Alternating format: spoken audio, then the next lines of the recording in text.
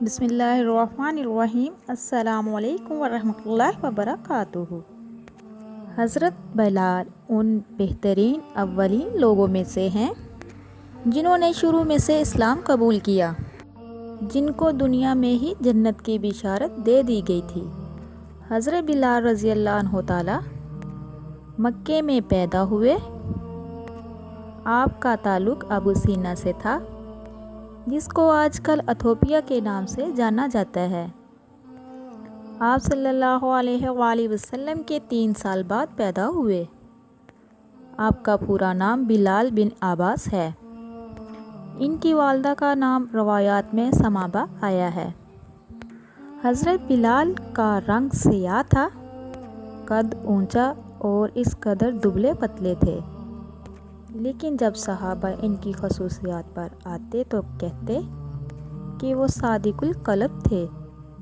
حضرت بلال ایک ایسے انسان تھے جنہوں نے سب کچھ جدوجہد اور محنت سے حاصل کیا تھا، اور یہ سب اللہ اور اس کے رسول صلی اللہ علیہ وآلہ وسلم کی محبت کا نتیجہ تھا۔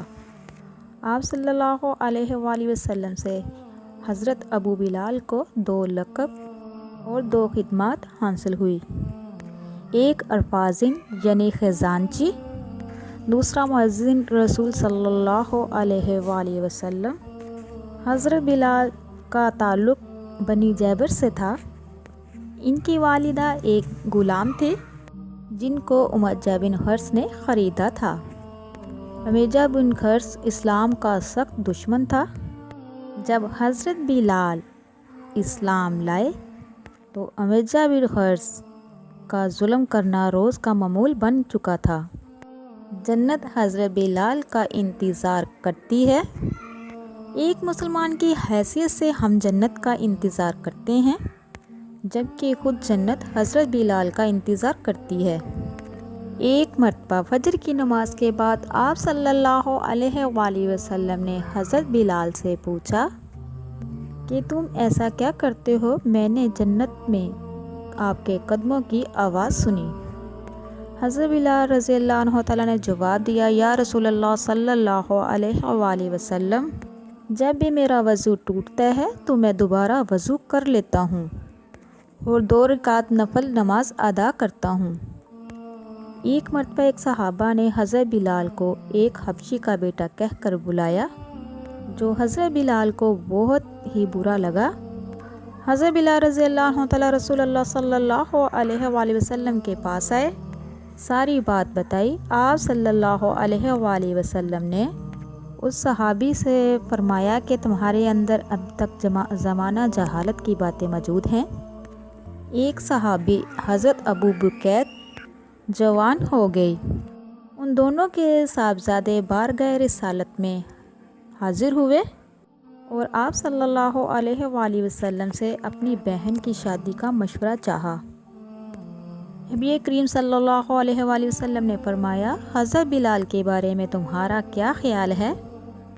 اس بات پر وہ دونوں بھائی خاموش ہو گئے اور واپس چلے گئے۔ دوسری بار پھر دوبارہ اس غرض سے حاضر خدمت ہوئے، اور اس بار بھی ہمارے آقا دو جہاں حضرت محمد صلی اللہ علیہ وآلہ وسلم نے حضرت بلال کے بارے میں کہا۔ پھر وہ خاموش ہو کر واپس چلے گئے۔ جب تیسری بار آپ صلی اللہ علیہ وسلم کے پاس آئے تو آپ صلی اللہ علیہ وآلہ وسلم نے پھر حضرت بلال حبشی کا نام تجویز کیا۔ اس بار بھی انہوں نے خاموشی اختیار کی تو نبی کریم صلی اللہ علیہ وآلہ وسلم کہنے لگے، تم بلال کو کیوں فراموش کر رہے ہو؟ وہ اہل جنت میں سے ایک ہے۔ نبی کریم صلی اللہ علیہ وآلہ وسلم کے اس فرمان کے آگے خوشی خوشی قبول کر لیا اور بہت زیادہ خوش ہوئے۔ اس طرح حضرت ابو بکیر کی صاحبزادی کی شادی حضرت بلال رضی اللہ سے ہو گئی۔ اس طرح حضرت بلال کی ازواجی زندگی کا آغاز ہوا، لیکن اپنے آقا صلی اللہ علیہ وآلہ وسلم کی خدمت اور دینی معمولات میں ہرگز پیچھے نہیں ہٹے۔ حضرت بلال حبشی کی زوجہ بھی بہت ہی پرہیزگار اور نیک خاتون تھی۔ حضرت بلال کی پاک باز بیوی ہمیشہ شوہر کی اطاعت کرتی تھی۔ روایات کے مطابق حضرت بلال حبشی کا کوئی وارث نہیں تھا، وہ بے اولاد تھے۔ اسلام میں نسلی امتیاز کا بت توڑا کہ مدینہ طیبہ میں نکاح کا ظاہر کیا تو قریش کے منتفق امراء نے ان کو دامادی میں قبول کرنے کی خواہش کا اظہار کر دیا۔ سیدنا بلال حبشی رسول اللہ صلی اللہ علیہ وسلم کے حکم پر مدینہ طیبہ میں کسی محتاج کے تلاش میں تھے کہ کچھ مال عطا کرے۔ اسی دوران آپ کو آپ کا بھائی آتا ہوا دکھائی دیا جو یمن سے آپ کو ملنے کے لیے آ رہا تھا۔ جب آپ کے قریب پہنچا تو کہا تم کہاں سے آ رہے ہو؟ تو حضرت بلال کے بھائی نے جواب دیا کہ میں یمن سے آ رہا ہوں، رشتے کی تلاش میں ہوں، کہیں میرا نکاح ہو جائے۔ حضرت بلال حبشی نے پوچھا کیا کوئی بات بنی؟ لوگ کہتے ہیں کہ تو عربی ہیں، چاہتے ہیں کہ یمن میں رشتہ ہو جائے۔ جب مجھ سے پوچھا کہ تمہارا حسب نسب کیا ہے تو میں نے صحیح صورتحال بتا دی کہ میں حبشی ہوں، مکہ میں پیدا ہوا، بلال کا بھائی ہوں۔ یمنوں نے جب یہ نام سنا تو کہا بلال کو بلا لاؤ، اگر وہ تمہارے لیے فرما دے تو ہم تمہیں رشتہ دینے کے لیے تیار ہیں، اس لیے میں اتنا سفر کر کے حاضر ہوا ہوں۔ حضرت بلال حبشی آپ صلی اللہ علیہ وآلہ وسلم سے اجازت لے کے اپنے بھائی کے ساتھ روانہ ہو گئے۔ صبح ہوتے ہی آپ اپنے بھائی کو لے کر اس گھر تشریف لے گئے جہاں رشتہ مطلوب تھا۔ انہوں نے آپ کے متعلق سب کچھ پوچھا تو حضرت حبشی بلال نے فرمایا یہ میرا بھائی ہے، نہ عادات کا اچھا ہے اور نہ یہ دین کا، چاہے تو اس کو رشتہ دے دو چاہے نہ دو۔ یہ کہہ کر حضرت بلال حبشی نے مسجد کا رخ کیا، ابھی اذان نہیں ہوئی تھی۔ اس نے کہا کہ تم خود نکاح کیوں نہیں کرتے، تمہیں کس چیز نے روک رکھا ہے؟ اللہ تعالیٰ نے تمہیں دنیا اور دولت سے نوازا ہو، اب تم آزاد بھی ہو۔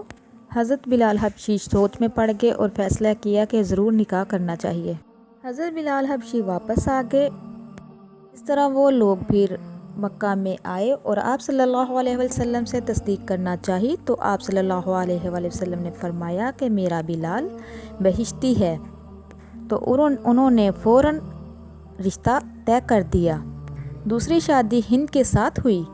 اچھی خاصی ازواجی زندگی چل رہی تھی۔ ایک دن حضرت بلال حبشی نے حدیث بیان کی تو اس کی بیوی ہند نے بغیر تصدیق کیے تجدید کر دی، تو حضرت بلال آگ بگولا ہو گئے اور گھر سے باہر نکل گئے تو آپ صلی اللہ علیہ وسلم کی خدمت میں حاضر ہو گئے۔ حضرت بلال حبشی کا طور طریقہ دیکھ کر آپ صلی اللہ علیہ وسلم پریشان ہو گئے اور فرمانے لگے کہ اے بلال کیا بات ہے؟ حضرت بلال نے عرض کیا یا رسول اللہ صلی اللہ علیہ وآلہ وسلم، میری زوجہ نے ایسے ایسے کہا ہے۔